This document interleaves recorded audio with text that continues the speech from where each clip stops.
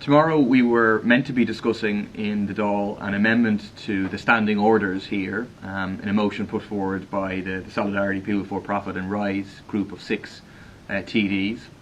The effect of that motion would be to effectively stop the government from having an executive veto to stop bills like the anti-eviction bill going forward, stop bills like the objective sex education bill, the medicinal cannabis bill, the occupied territories bill, the keep it in the ground bill.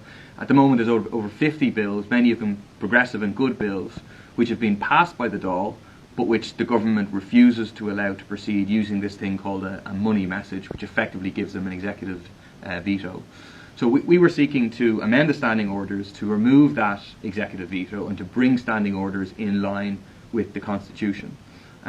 Breed Smith got an incredible letter from the Ceann Comhairle yesterday, which is completely unprecedented and which rules out of order our motion to amend standing orders. It's the first time it's ever been done, and the basis of it is really quite incredible. They're saying, Ceann Comhairle is saying that the motion is out of order because it's unconstitutional.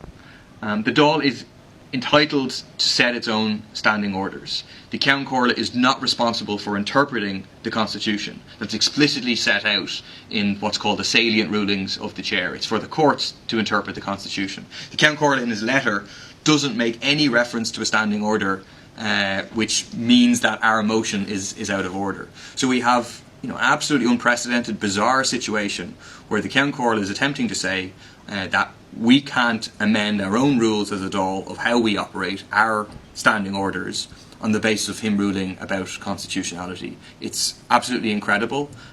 He is now acting to back up the government's executive veto with another ploy to try and keep it in place and to prevent the Dáil even discussing an amendment to standing orders. So I know it appears quite obscure and technical and so on, but it is really an affront to basic parliamentary democracy that is taking place.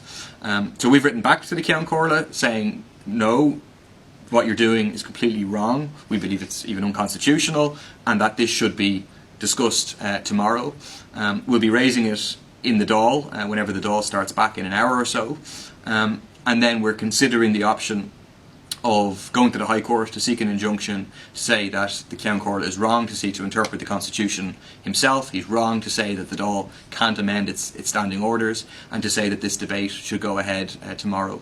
I encourage people to watch this space, to come along to the protest tomorrow at 5:30 in front of the Dáil to demand that this executive veto is removed, to demand that we're allowed to discuss this motion, and to allow progressive bills like the objective sex education bill, keep it in the ground bill, anti-evictions bill to be discussed and to be progressed by the Dáil, as opposed to the government seeking to be able to say, well, these people can't bring anything forward, these people can't bring about change, when actually we have achieved things going through the Dáil because of left TDs in the Dáil arguing for them, and in particular movements outside the Dáil putting pressure on other TDs.